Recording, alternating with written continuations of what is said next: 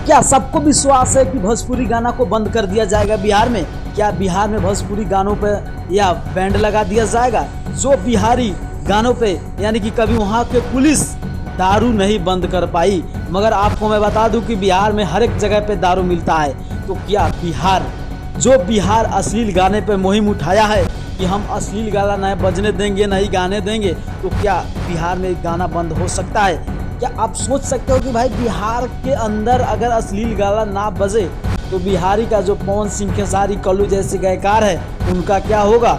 हाँ जी, आप सही सुन रहे हो। मैं बता दूं कि भाई बहुत सारे सर्च करने के बाद मुझे पता चला कि बिहार में नीतीश सरकार ने ऐलान कर दिया कि बिहारी यानी कि भोजपुरी अश्लील गानों को बंद कर दिया जाएगा। जो होली के माहौल पे अगर बात करें तो होली के माहौल में बहुत सारे अश्लील गाना बजते हैं, उसी को देखते हुए यानी कि सरकार ने ऐलान किया है कि जितना अश्लील गाना होगा उसको बंद कर दिया जाएगा। तो आपको क्या लगता है कि बिहार में जब दारू बंद नहीं हुआ तो क्या अश्लील गाना बंद हो सकता है? आप छोटा सा अपना राय कमेंट में लिख देना। नए हो तो चैनल को सब्सक्राइब करके लाइक कर देना और फेसबुक पर देख रहे हो तो फॉलो कर देना। बाय, मिलता हूँ नेक्स्ट वीडियो पे।